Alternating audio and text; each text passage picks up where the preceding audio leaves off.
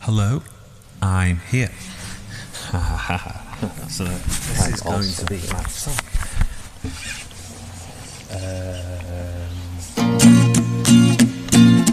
If you are intelligent and reasonable, you cannot be the product of a mechanical and meaningless universe.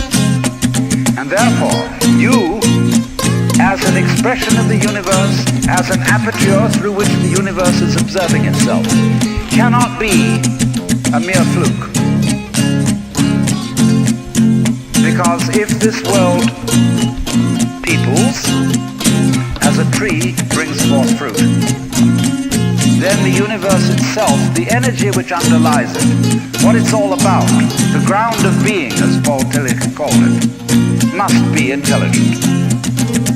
Now, when you come to that conclusion, you must be very careful, because you may make an unwarranted jump. Namely, the jump to the conclusion that that intelligence, that marvelous designing power which produces all this, is the biblical God. Be careful. Because that God,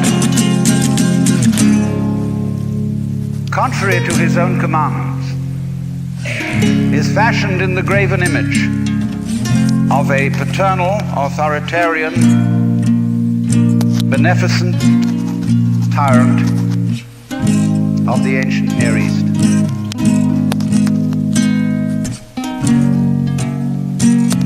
And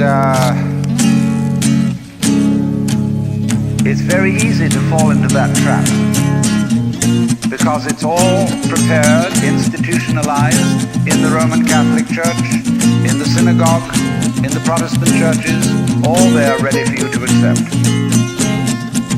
And by the pressure of social consensus and so on, it is very natural to assume that when somebody uses the word God, it is that father figure which is intended.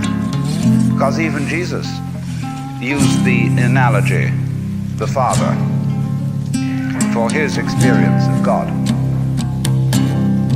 He had to. There was no other one available to him in his culture. But nowadays, we are in rebellion against the image of the authoritarian father.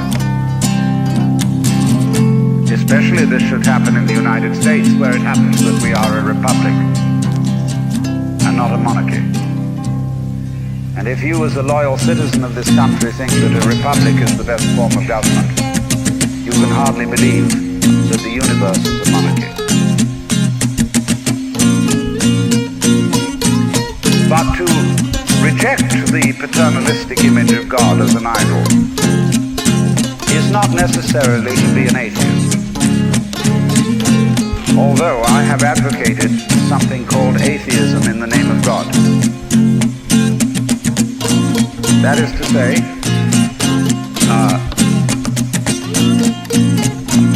an experience, a contact, a relationship with God, that is to say, with the ground of your being, that does not have to be embodied or expressed in any specific image.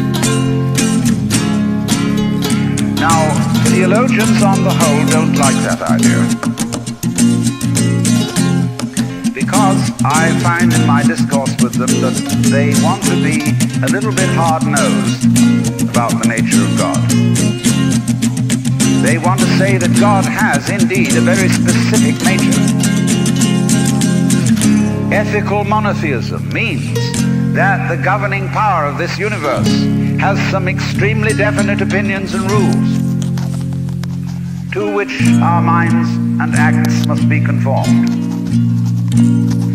And if you don't watch out, you'll go against the fundamental grain of the universe and be punished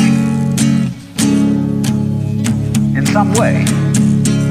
Old-fashionedly, you will burn in the fires of hell forever.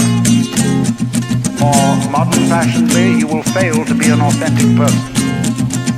It's another way of talking about it. there is this feeling, you see, that there is authority behind the world, and it's not you. It's something else. Like we say, that's something else that's far out.